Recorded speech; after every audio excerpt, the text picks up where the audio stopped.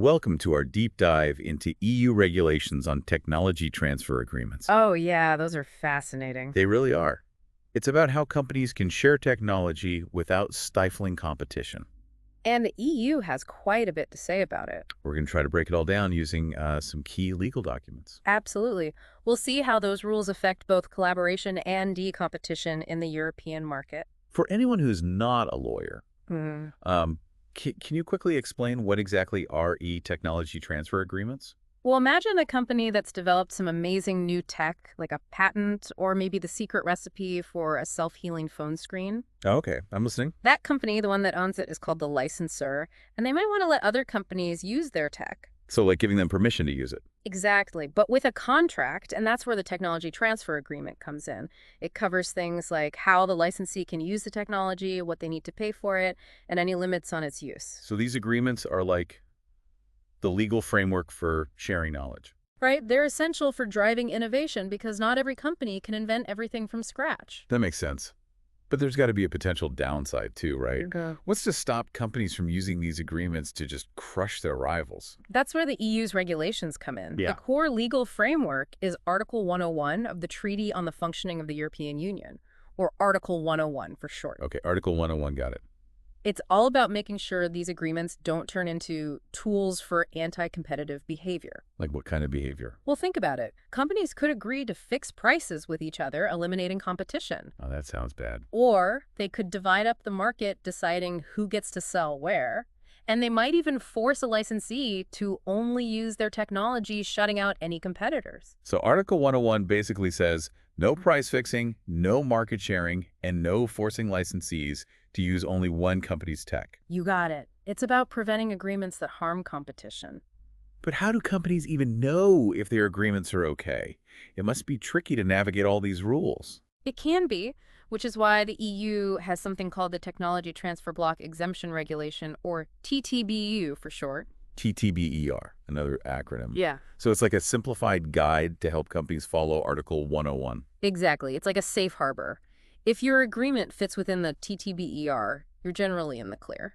So what kind of conditions do the TTBER lay out? One key element is market share.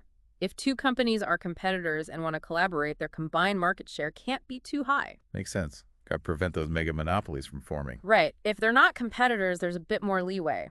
But there are still some hardcore restrictions that are always off limits. Hardcore restrictions. Those sound serious. Think of them as the big no-nos.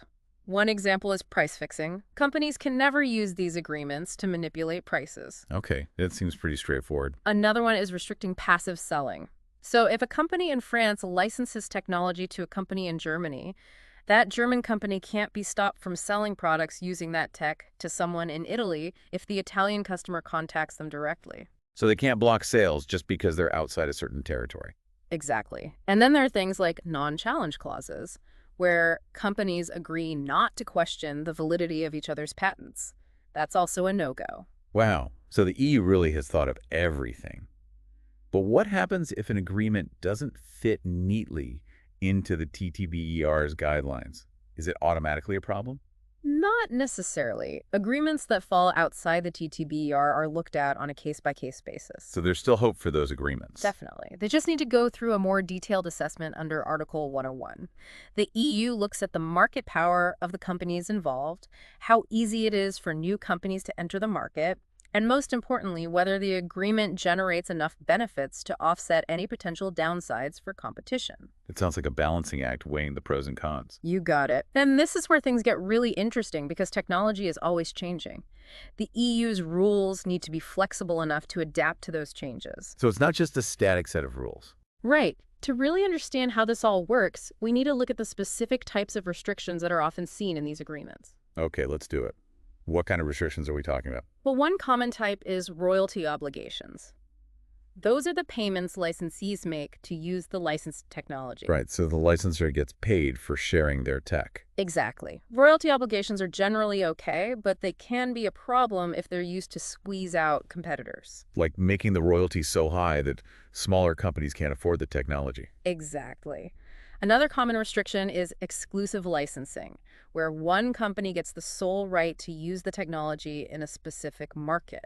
So if one company gets exclusive rights to a game-changing new battery, everyone else is out of luck. Well, it can be pro-competitive by incentivizing investment, but it also raises concerns about limiting competition. I'm starting to see how tricky it can be to strike that balance between encouraging innovation and making sure the market stays competitive. It's a constant challenge. And we've only just scratched the surface. There's so much more to explore. I'm already hooked. Remember those field of use restrictions we talked about earlier? Yeah, where companies can limit how a licensee uses their technology. Right, like say a company develops a new gene editing technique. They could license it to one company for agricultural uses and to another for medical research. So they're kind of splitting up the potential applications. Exactly. But the EU wants to make sure those restrictions are fair and don't limit competition too much. I see. So they wouldn't want the agricultural company to be blocked from using the tech for medical purposes if there was a good reason for it. It could raise some flags, yeah. They'd want to understand why that restriction is there. So even seemingly small restrictions can have big implications. Absolutely. And it gets even more interesting with non-compete obligations. Oh, those sound intense. Is that where they say, you can use our tech, but you can't compete with us? Pretty much. It can be tough because they can limit competition, but they also protect a company's investments and encourage innovation. So how does the EU decide if a non-compete obligation is okay? They look at a few things: how long it lasts, how broad it is, the market power of the companies involved, and if there are benefits that outweigh the potential harm to competition. So a short-term non-compete in a limited area would be more likely to get approved. Yeah, exactly. And if it helps to create a groundbreaking new product, that would help too. It's all about balancing the potential good and bad for society as a whole. Exactly. It's a complex process that's always evolving along with technology. This is fascinating, but man, it's a lot to keep up with. Don't worry, you're doing great. The main thing to remember is that the EU's goal isn't to stop innovation, but to make sure it benefits everyone. They want a level playing field where companies can collaborate and compete fairly. Okay, so they're like the referees, making sure everyone plays by the rules. Perfect analogy. Speaking of referees, let's talk about what happens when companies break the rules. Oh, this should be good. What happens? Fines. Fines are a big one, yeah. And we're talking big numbers.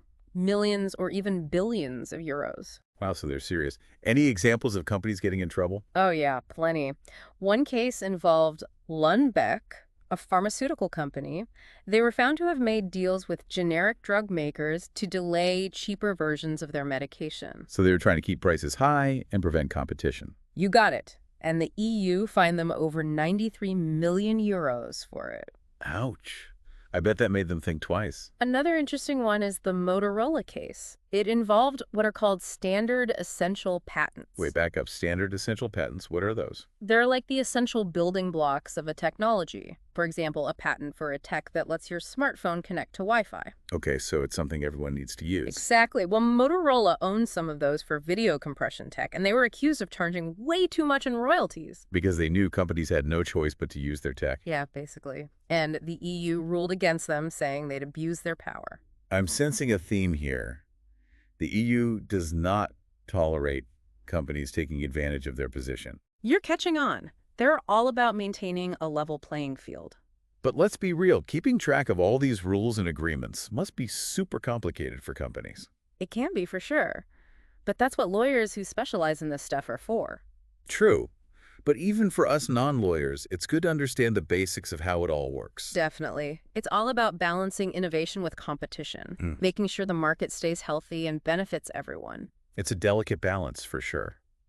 Okay, so we've talked about agreements between two companies, but what about those technology pools we mentioned earlier? Ah, yes, those can get even more complex. Can you remind me how those work? Imagine a bunch of companies each owning patents for a specific technology, like electric car charging.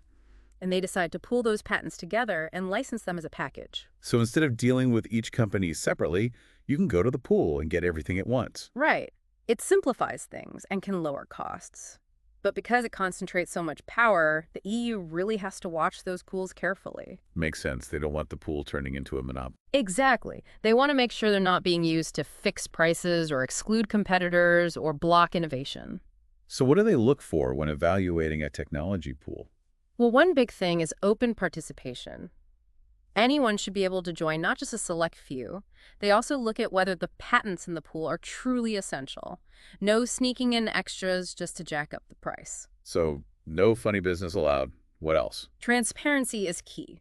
The selection process for the patents should be clear and fair, and they need to prevent companies from sharing sensitive information that could lead to collusion. So no price fixing behind closed doors. Right.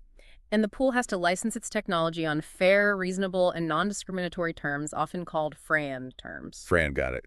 So basically everything has to be above board. Exactly. If a pool meets all those criteria, it's usually considered okay from a competition law perspective. And if it doesn't, Then it gets a closer look.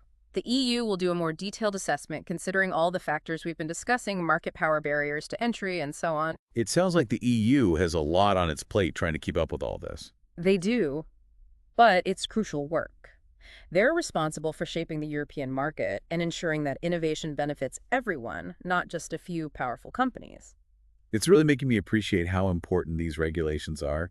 I never realized how much goes into keeping the market fair and competitive. It's definitely more than meets the eye, but that's why we're here to break it all down. Well, I feel like I'm learning a ton. We've talked about agreements between two companies and now these technology pools. What else is there to cover? Okay, so we've covered how the EU regulates those technology transfer agreements. We've seen how they use Article 101 in the TTBER to set those ground rules. And we've even talked about those technology pools where things can get extra complicated. Right. Through it all, the EU is trying to make sure innovation thrives without hurting competition. It's like they're trying to keep that innovation engine running smoothly without any parts overheating. Exactly. But what happens if a company tries to bypass those EU regulations altogether? Do they get a slap on the wrist? Sometimes a warning is enough, but the EU also has stronger tools they can use. Like what? They can launch investigations into companies that might be breaking the rules. And what if they find something? Then the EU can impose some serious fines, sometimes reaching millions or even billions of euros. That's definitely going to get a company's attention. So there are real consequences for ignoring those rules. Absolutely. The EU takes protecting fair competition very seriously. I bet there's some stories about companies that learned that lesson the hard way. Any examples come to mind? Oh, yeah, tons.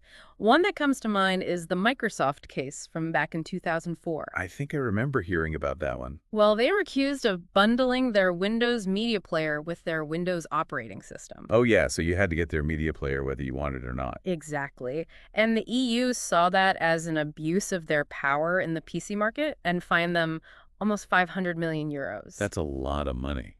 I bet other companies took notice. Oh, for sure. It showed that the EU was serious about enforcing those rules, especially when it comes to software and intellectual property. It's amazing how those rules can have such a big impact on entire industries. Another interesting case involved Google and their Android operating system. I vaguely remember something about that. Google was accused of using Android's popularity to give their own apps an unfair advantage over competitors. So like making sure Google Search and Chrome were the defaults, even if there were better options. Yeah, that was part of it. The EU ruled against Google, and the fines ended up being huge, over 8 billion euros total. Wow, that's gotta hurt. It seems like the EU is always on the lookout for companies trying to pull a fast one, especially as tech keeps changing. It's a constant battle. The digital world is always evolving, and the EU has to keep up. It's like a game of chess, always thinking a few moves ahead. Exactly. These cases show how challenging it is to regulate innovation and competition in the digital age. I feel like I've learned so much about how the EU shapes the market and protects consumers.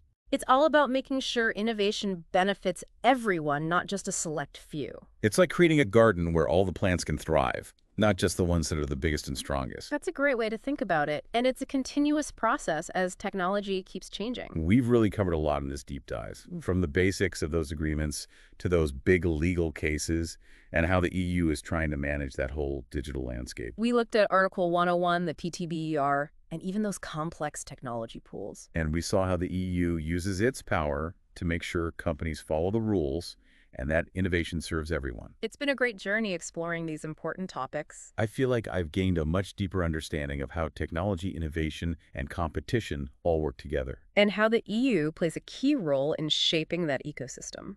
Well, folks, that brings us to the end of our deep dive into EU technology transfer agreements.